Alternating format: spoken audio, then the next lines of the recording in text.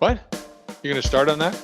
Yeah, I'm just hitting record. Mike, can you say that again? You had I didn't catch the whole thing. You that might said. just to help you feel better or something like that. You said that, Mike, and then you said mentioned something. No, just to help you feel better. We had an account wire away $150,000 over a phishing email that a senior vice president and CFO clicked on. Yeah, you know, one of my favorite stories. And by the way, audience, we're going to introduce Mike in a moment, but this is my buddy Mike Estep down at BECA in Atlanta, Georgia, where they work nationally, headquartered in Atlanta. But one of my favorite stories is the CFO who got, and this was a few years ago, he got an email, looked like it was from the CEO. It's all legit. You know, I want you to wire 125, 150,000 to here. Boom, boom, boom. And about an hour later, the CEO walks past the CFO's office, and they exchange greetings. And the CFO says, "Oh, by the way, I'll send that wire in about 5 minutes." CEO goes, "What wire?" Only thing that saved him. Right? Only thing that saved him. And I know of a company. I don't know the exact company, but I heard of a company that wired away close to $1 million, in the last month, on one email where they didn't have a protocol in place. That you have 2 or 3 people talk before you do any wiring, and you call directly to the bank, whatever, and all gone. Say bye-bye. So the reason we're here is I got hacked. So nothing sensitive got compromised. I want to assure everyone of that. And but we're going to talk about that in a moment. But Mike, will you let the audience know a little bit about your background, what you guys do? Really glad to have you here. Mike does do some help with us on our computers. They were not responsible for my computer, so I want to emphasize that. They are totally innocent. But we are engaging with them now because he's provided some advice. and anyway, Mike, little background, let them know who you are. Name's Mike Estep, president of BECA. As David already mentioned, we're in Atlanta, Georgia. We've been in the IT space since the mid '80s for all intents and purposes, and the security space has become a very important fact of our lives every day. I was sharing earlier that I seen a stat the other day from Microsoft that, we're in the thousands of compromises on a daily basis, and now it's about trying to figure out how to protect it. I was joking the other day with my kids that, there was a time when you didn't lock the front door of the house, and there was a time you didn't have security systems, and now today everybody locks their house. They have a security system. They probably have a camera pointed at it. And in Georgia, they've got a gun. And in Georgia, they have a gun. You just try to, we're out trying to help protect people and prevent, bad mistakes from happening, because it can happen very quickly and on a single click. I mean, 1,000 user company, one user, one click, and everybody's in trouble. Yeah. So Jeff, do you want to kind of talk about my hack? Just kind of give that as an example of, I'm like the peon in the group. I mean, you want to go after somebody for 100 grand or $1 million. That sounds a lot more profitable. But this is really, I want to talk about it later, Mike. I'm like, can't our government be doing more than they are, in this? But we'll save that for later in the podcast. Yeah. So I can go through the hack and what happened. And when we say hack, I think people use the word hack as a general term for lots of different things. And what this was, it was a phishing email. So someone sent me an email, and the subject was payroll updates in all caps. And it looks exactly like your handwriting, or not handwriting, but your messaging, your typing style. It says, Jeff, I need to get this across as soon as possible. I changed my bank and I would like to update my paycheck direct deposit details for payroll moving forward, and also would like to know if the change can be effective for my next pay date and the information required to effect this change. Can you show that image? Because I'll show you where it's not the way I would word it. Yeah. It's not, now that I read out loud, it's not exactly. Yeah. So here we go. Can you see it there? Yeah. So I got it there. So first of all, for the audience, I don't put subject lines that are all caps.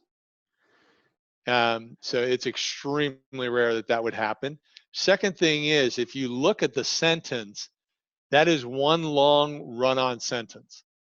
Once again, I don't write things that way. I write in short sentences or bullets. And although the verbiage is reasonably correct type of thing, I mean, it's not exactly the way I would word it because I'm talking more succinctly in short sentence. It's reasonable. But those are two very minor things that you'd have to pick up on to realize it's not me. Because notice, although the image is gone, it's coming from my Office 365 account, because that's what they hacked into. They didn't get in my laptop. I don't keep things in the Office 365 account and on SharePoint that are confidential. You know, but they didn't get on my laptop, but they were, you know, online for a period of time, not exactly sure how long, and could then come across. So I think it's interesting. You got to show the audience how you responded, Jeff, versus just, oh, okay. Yeah, sure. I just noticed this as well. I will like this Yeah, there phrasing we go. here. I will like to update my paycheck. It's not Well, exactly how you do it. and just so you guys know, they purposely do things like this email was sent at 7:07 in the morning. So they have already planned that you're probably getting ready to go to work. You're being asked to do something very quickly. You know, in most cases, payroll's getting ready to be called in a few days in advance. You know, so that's what makes people not take the time and read the details. There was a standing joke amongst some security guys the other day that on Friday afternoon at 4:45, that's when a huge percentage of the volume kicks off because everybody wants to run home and nobody takes the time to pay attention to the details. Okay, That's important. good point. Yeah. So I responded because this was kind of strange to me. I didn't, you know, we hadn't talked about changing your banking information. And I responded that, okay, well, to change it, I need this information, you know, name, account number, routing number. And then I asked, you know, why'd you change your bank? It'll be more difficult to reimburse expenses because we have everything already set up. And they got back to me and they said, without your signature now, they said, they gave me a, you know, they said I had to change my account due to some fraudulent acts on my account. Find below my bank account details for payroll moving forward. Then they list, you know, an American Express National Bank account in your name. It says, kindly let me know once the change is effected and about the expenses. We will have to work it out, and I will bear all responsibility. And that's definitely not my wording. That's definitely 3 sentences in one. I mean, there's no way I would do it that way. The other wild card is, why didn't I see these? Right. Okay. Well, we're going to get to that. Yeah. Okay. Yeah. So I responded to that just asking, you know, why don't you just ask Bank of America to change your account number if you have fraudulent stuff on your account? You know, they have all sorts of fraudulent, Poor hacker. He's dealing with a skeptic. Yeah. I know, right? You at least made it difficult. Yeah. And they responded, I have, and pending that is ready, I will want this updated in the system moving forward. Thanks. Again, no signature. Yeah, and there's no way I'm writing a sentence that way. Yeah. Come on. That's the end of the exchange. So I was actually about to make these changes. But then there was another instance where, or maybe just talking with you about these issues before and having so many technical people on the podcast and working with our clients, I've been, you know, something in my brain clicked and I sent you a text message asking if this was you or if you would ask to change your banking details, and you responded just N-O. Nope. Yeah, I did use capital letters that time, I think. Yeah. But you know, I mean, for the audience to understand, Jeff and I have worked together for how many years? At least 5. Yeah. At least 5 years. And this is my son, one of my kids, who knows me better, and still he was tempted to go along with it. So you think of employees who have worked together for however long, how easy it can be, because you're just busy, you're trying to get through stuff. And even like that wording, if you actually pause and look at it, it's like, yeah, I would never word it that way. But you're just moving. Yeah. And I thought it was fascinating. So one of the things is we talked about this and talked with you, Mike. You're like, you or Sonal on our team mentioned it's like, hey, check your rules and see, whether they've entered some rules in your system. So I checked my rules on my laptop. Well, we're gonna get to that. We're gonna get that. Oh, sorry, am I jumping ahead? I want to Again. follow chronologically. So after we talked via text message and then on the phone, then we contacted Mike.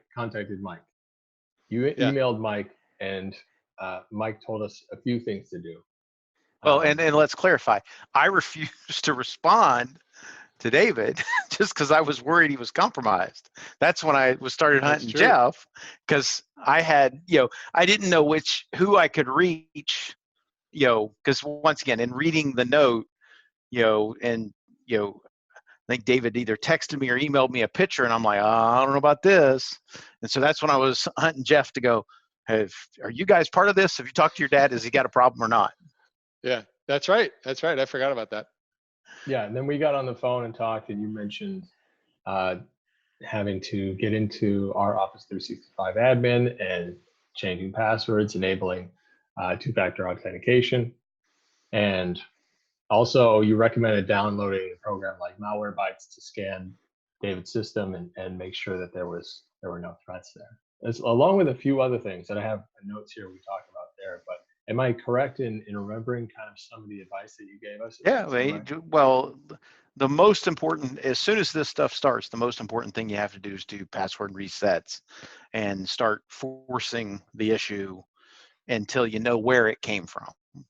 And then, as we kind of discussed, you start finding programs to scan machines and look for problems. And one solution's probably not enough. I mean, many people today only want to run one malware. That's fine for day to day, but once you're in the middle of a problem, it never hurts to check it with 2 or 3 and see what somebody finds. And Malwarebytes is a pretty popular program, right? I mean, yeah, I mean, well, like, as you talk about freemium, or it's easy to put your hands on. It's free from a download standpoint. You can ultimately buy it, but it's something that's easy to get, tends to be popular, quick checks, whether you're using, I'll pick on somebody like Malwarebytes or WebRoot or Cylance or Semantic. I mean, there's tons out there that you can download, but it's trying to check it with 2 or 3 things that, okay, I've checked this, it says it's clean. I've checked it with this one, it says it's clean. Okay, so now I at least believe the machine to be safe. Yeah, gotcha. Okay. And then you also mentioned something called spycloud.com. I thought that was interesting. You could check your email records. So interestingly enough, so you're going to hear about this thing called the dark web. So yeah, I mean, so we ran into this. I was actually at a security seminar, and the guy giving the presentation logs into this system called SpyCloud, and he enters his email address, and it tells him how many times his email address has been compromised. And so instantly we're like, oh yeah, I mean, so I log in our email address, and our corporate email account had been compromised like 300 times.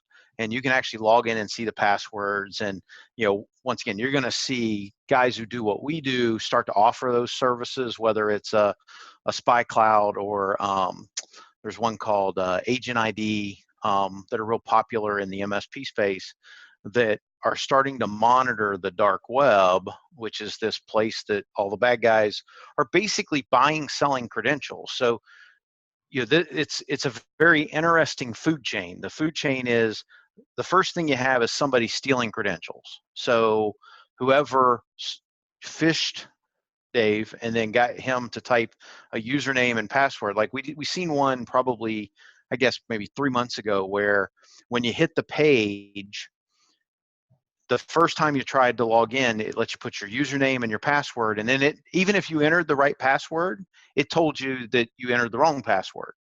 And then the second time you logged in, whether you entered the right password or wrong password, it told you it was the wrong password. So they picked up 2 passwords in one combination, and then they take it, they stick it out on the dark web, and they sell it for $1. Now the difference is they're compromising millions of people at a time. And as you look at systems that now monitor the dark web, they're taking all this compromised data, the Equifax hack, the LinkedIn hack, the Twitter hack. It's why, we get phone calls all the time. I got this email that they know my password. Well, yeah, your password was compromised at Twitter in 2010. Like, for me, my passwords typically have some sort of designator over the years of what year I did it, so I know what year it gets stolen from. But every time those things are now ending up on this dark web and being sold and resold and sold, well, then they're sold to the actual guy who's going to try to compromise the account, who's going to try to get more data. And then, it's an entire food chain. It's a huge business problem. Wow. Sounds like it's a huge business. Oh, yeah, no, and a huge business problem. Well, there's a stat, and you and I've talked about this. Stats are, when you can't verify a stat, it's hard to. But we spend a lot of time now trying to understand the security market. It's roughly, the stats they're throwing out at the global level is it's a $5 trillion market. It's bigger than the worldwide drug cartel. Wow. And oh, by the way, you don't have to try to figure out how to get it into the borders. You don't have to put it on an airplane. You don't have to ship it in a sub. It's getting somebody to click on something. Yeah, there's no hard costs. Wow. Well, that's probably why so many services. I mean, we've had a guest on here, Zach Schuler, who's the founder and CEO of Ninja. That's why their IT security training is so valuable now. I don't know if you're familiar with it, but they make little short 3, 4, 5 minute videos that are all animated very good. And well, in publicly traded firms now, it's actually a Starbucks requirement to provide security awareness training. You've got to teach your people not to click. It's, every Friday when I meet with our company here, that's how every Friday morning meeting starts. Be careful what you click on. If you weren't expecting it, don't click on it. Somebody sends you an attachment and you weren't expecting it, don't open it. If you really want to open it, you have to pick up the phone and call somebody, because if you were, like, the mistake that's typically made, kind of what you guys were showing in the email, is you start responding to the bad email and they're already in the inbox responding back to you. Oh yeah, I sent you that. So that's why you have to go verbal, or once again, text, something that is not in the email system. Yeah. And I think can I talk now about why I didn't see Jeff's emails? Yeah, so that's another thing that we found out. What was it, earlier over the weekend?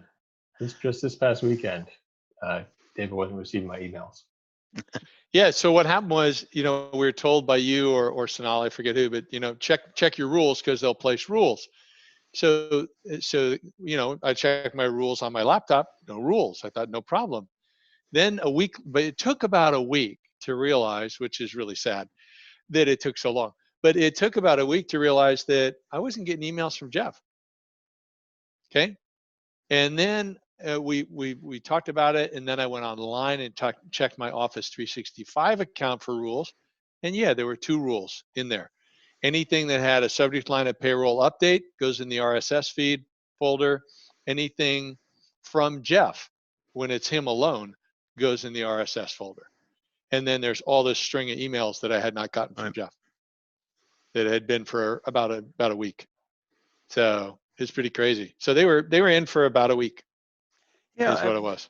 Most people believe that the difference between now and 10 years ago is that people are actually sitting waiting for the key email.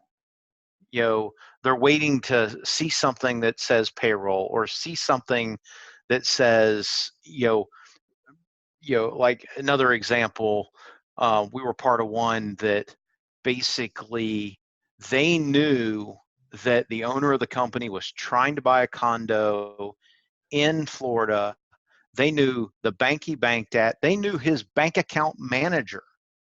So when they sent the email, it was, and once again, they sent it on a Friday afternoon at 4:55 saying, if I don't have this by 5 o'clock, I'm going to lose out on this condo. I've been looking for it for a year.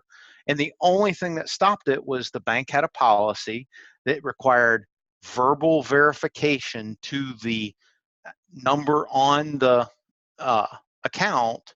So they ended up picking up the phone, calling the actual office of this person, and that person's like, they're not in Florida. And that's what stopped it. If not, I mean, they knew that much information. Yeah, because they're studying. Yep. But I'm kind of curious your opinion. So this is you said $5 trillion business, and I would think a large percentage of that is not being taxed, at least certainly not in the U.S. because it's secret money or whatever. Why isn't there more that the United States government could be doing on this? Because if it's preying on me, it's preying on the lowest of the low. Okay, so it's going after your commoners versus in addition to the big people. I mean, why isn't there something the government can do or is willing to do or something? It just seems like there should be a response that's more aggressive.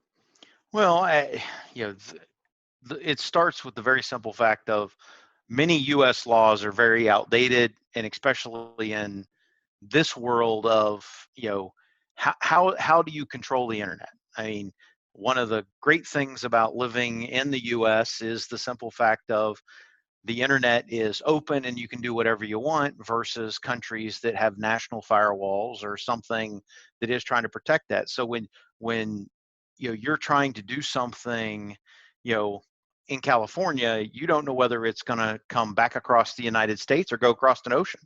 And right now there's no controls, and I don't think it'll be anytime soon before there's any time control that's going to have them trying to say, okay, if it's in the U.S., then it never leaves the U.S.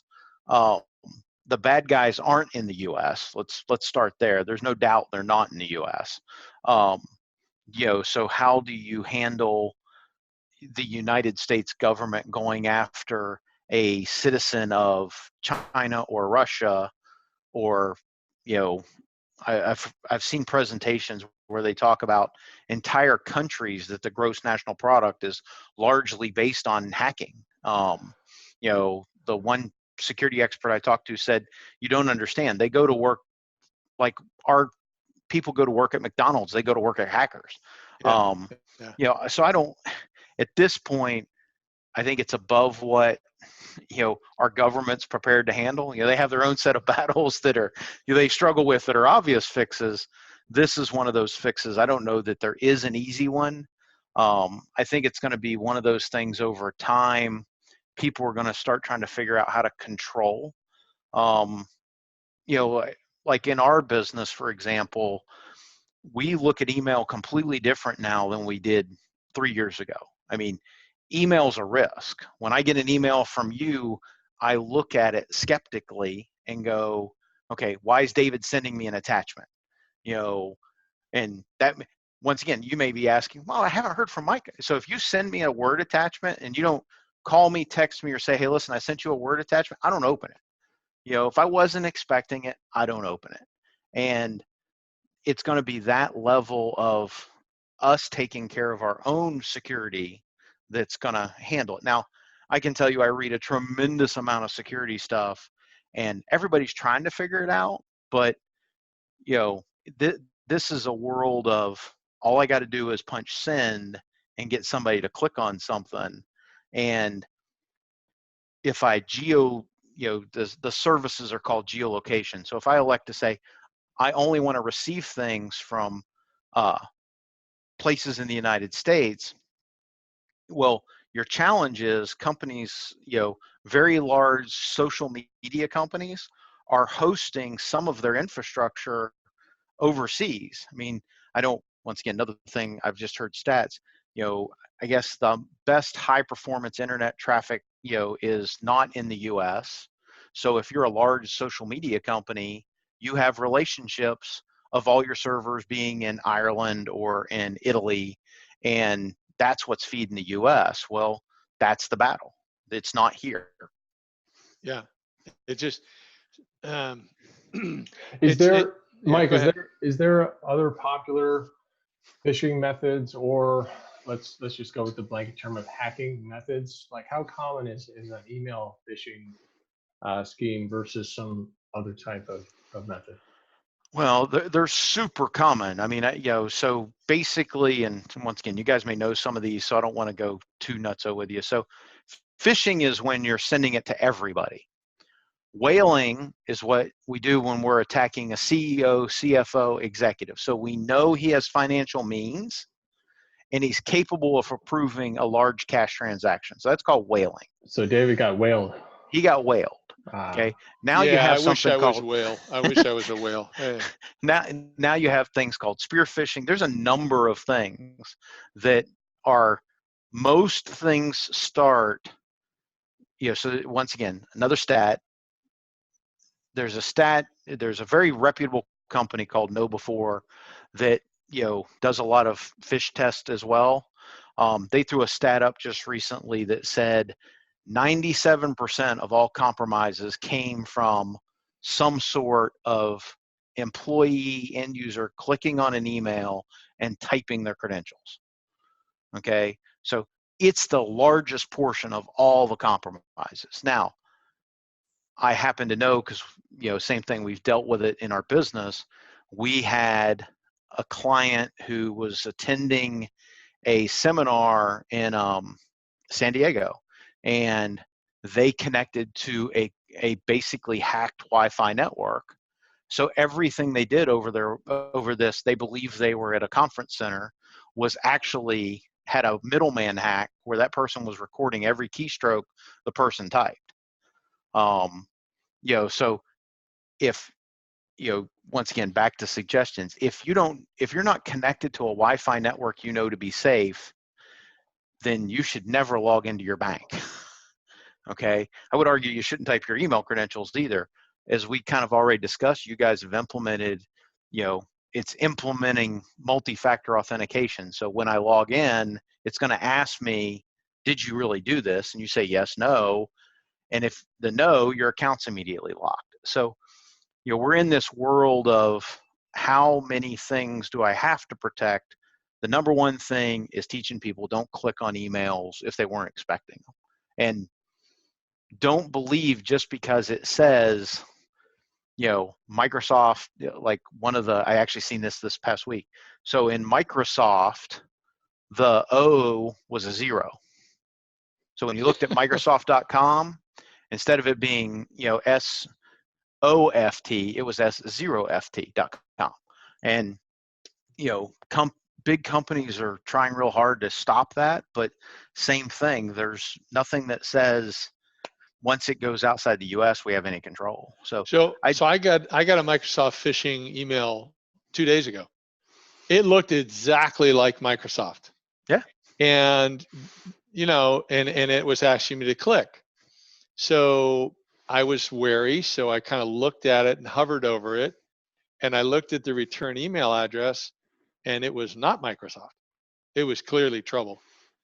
But as I moved my mouse to get off the email, I accidentally clicked not on the link, but what they did was they made the entire email an image that clicks to the link. So you click anywhere there, even by accident, and it started load a page, which I immediately turned off. And then I ran a scan afterwards and said I was okay. But it's amazing how tricky they are. Now, one question for you. So if I've got a personal account, I have a personal account that I've had forever.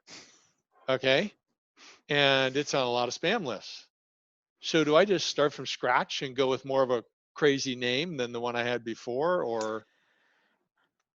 So, email systems that let's call them provided, the Outlook.coms, the Gmail.coms, whatever they be. I just try to remind people, hey, listen, safety is not something they think about first. So having any of those personal type accounts, you just have to get them as secure as humanly possible. Names don't, because once again, people don't care about names anymore. you can have the weirdest name in the world. The first time you use it, it's being sold. Now it's on an email list, and those email lists get compromised, and then it's off to the races. So you're saying it really wouldn't do me any good No. to start from scratch, because within 2-3 months it'd be back to where it is now. Correct. I mean, what I try to teach our people is, listen, like in our company, you're only allowed to use our email domain. We tell people, listen, we don't care what you get in your inbox. We don't have enough time to go stop everybody from getting personal email in their inbox. So we at least would rather them click on something we know we've secured than assume that they're going to check that personal email account and maybe click on something they shouldn't. I will tell you that, one of the things, we take a little bit of Windows is still more vulnerable than, the Apple platform. So sometimes you can get away with clicking on things on your iPhone or iPad that just don't work. It's not that it wasn't a bad email, it just doesn't happen to work and execute the bad stuff, where once you're in a Windows OS, it tends to allow those things to happen because that's what they're working on compromising. Now, that being said, it's just a matter of time. I mean, right now, the Windows space is still the biggest space in the market from an overall install base, so it has the most hackers.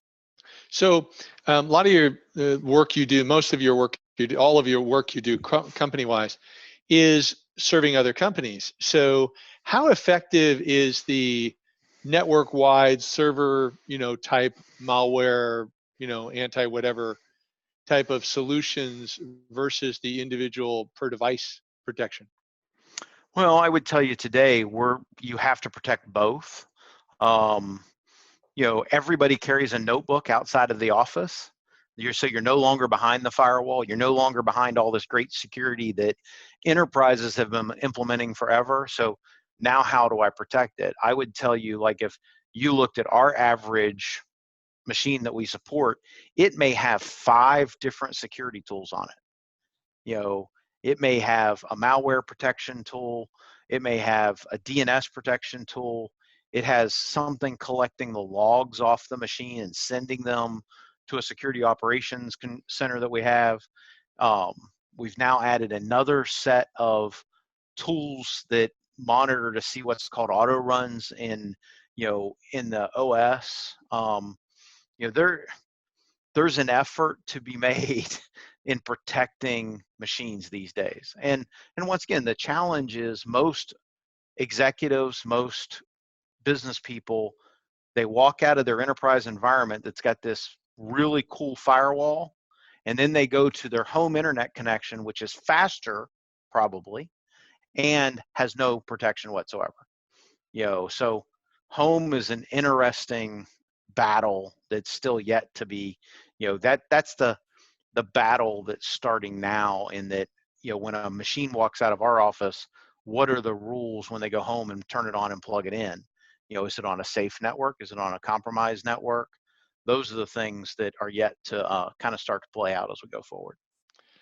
Wow. Well, I think like we're just getting started, but I know you've got to go. If you were to close out by telling people now, the majority of people that listen to this podcast are entrepreneurs, business people, owners, executives. If you were to kind of give a checklist of 1, 2, 3, 5 things, whatever it is, what would you recommend that they do to make certain they are absolutely in the best position possible to thwart any type of attack, phishing activity, that type of thing? So the first thing I'd tell you, and the great news is this one doesn't cost anything to accomplish, is you have to make it a big deal. You have to be looking at employees on a weekly basis and reminding them, whether that's face-to-face, whether that's an email, whether that's a chat in an IM system. If ownership, leadership of all these companies have to make everyone understand we're paying attention to it every day. The second thing that doesn't cost you any money to try to get moving is a password policy. So most people don't understand that I was with a company on Thursday that had a piece of equipment that if your password was 8 characters, even if it had special characters, they could brute force compromise it in less than 72 hours. It didn't matter what the password was. I mean, it didn't have to be a word. It only took 72 hours to brute force an 8-character password. So longer What do you mean than by 12. brute force? Brute force is I'm going to try every character combination known to a computer system, which is anything, over a 72-hour period. So anything that could be, A1111, So that's an B1111. automated program that just That's an kind of automated, hammers it? right? It's an automated program. That's scary. So, but most importantly, and what we try to help people understand is teach people not to use the same password everywhere. Most people don't want to remember more than one password. So my password that logs me into Facebook is the password that logs me into LinkedIn, is the password that logs me into my bank account, is the password that logs me into Office 365. So when you do nothing wrong and these big compromises happen, that password is now available to everybody on the dark web. So they have automation tools that go to everybody's website and try that password. They bought your name, your password, your email address, and it's all automated. They're going to try to log in. I just seen one this past weekend. Actually, I got 2 people that are LinkedIn contacts that both had their LinkedIn account compromised. And then how they sent the phishing request was via LinkedIn message. It wasn't even Outlook. Hey, listen, let's work on this deal together. And here was this OneDrive link. Finally, and this one does take some effort, but multi-factor authentication. So in other words, when I log into something, I got to approve it with my phone. I've got to have a second form of saying yes, so that when I go someplace that I don't normally go, it says, were you really logging in? Now, here's a little tidbit. If you always answer yes to the question and you don't pay attention to, I didn't request that, then you can approve it very quickly for the bad guy. So Yeah. those are the 3 things I think, people should be doing, every day from a, IT standpoint, as well as it's a business education standpoint. I mean, when I leave tonight, I know to turn off the lights. I know to lock the door. Well, people have to know, don't click on something if you weren't expecting it, because that's the easiest way to stop it. So I'm curious on the authentication piece. Do you have a preference of text multi-factor authentication versus using one of the authenticator apps, Google's or Microsoft or whatever? I don't have a preference on whether you do it via SMS or text. Now, I will tell you that the high-end security guys are saying SMS now can be compromised as well. So they would prefer you use an app and not SMS. But if you're using an app, I still recommend using a code. So like when, I log in and it pops up and says yes, no, it's really easy to just type yes, and approve something. But if you have to type the code that your phone just gave you, then it's truly making you think, oh, I did ask for something. Because if I'm using my computer and there's nothing on the screen that wants that 6 digits, then I know, oh, somebody else requested it. So using an app is better. Once again, Google Authenticator, Microsoft Authenticator, Duo, Okta are all great MFA tools. Versus just a straight SMS, but then get the code like an SMS in the app. That make sense? Yeah, that makes perfect sense. Jeff, did we leave out anything you want to cover? I think there was one other thing that, Mike, you recommended to me when we talked on the phone, and that was, instead of using unsecured networks, you encourage your employees to tether for internet access. You encourage them to tether to their phones. Correct. So think of it this way. I go to a hotel. I'm going to connect my computer to the free Wi-Fi. Okay. And once again, my golden rule, I know David's heard me say this 1,000 times probably. There's nothing free about free. Okay. Nothing ever. I mean, somebody's collecting something if it's free. In the hotel, they may be charging you for it, not telling you, but there's nothing free. So look at Wi-Fi networks very skeptically and say, do I really want to connect to this? An example that was given to me by a group called the Voices for Innovation, who are trying to change some of the laws, was at a very large food chain that provides free Wi-Fi. Their use agreement says that you forfeit all intellectual property when you're connected to their Wi-Fi network. So if you have the cure for cancer, they legally could argue that they have intellectual rights if you broadcast it over their internet. So just internet's not, it's not the safest thing in the world. When you go to Wi-Fi networks that you don't know who they are, that's, you know, I go to Panera and I don't have to type a password, be very afraid. I mean, our first golden rule is if you don't have to type a password, then you never connect, ever, okay? Our corporate policy for our machines is we tether to our iPhones no matter what. That's, you know, it at least controls that our machines are not connecting to bad Wi-Fi networks. Now, once again, I'm not, yeah, it's got an expense, but what would it cost me if our MSP was compromised because we connected to the Marriott Wi-Fi network or to the, you know, XYZ company network? And once again, are they worried about the security of it? I mean, probably not.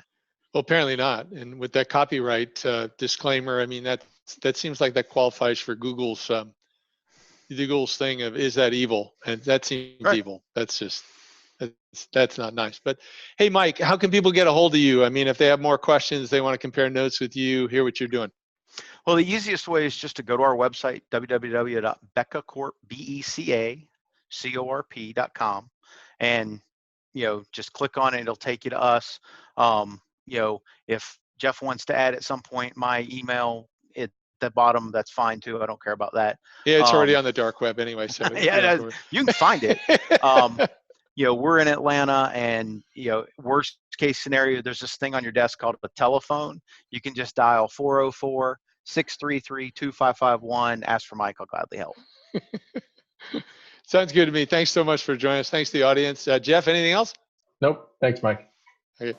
You're welcome.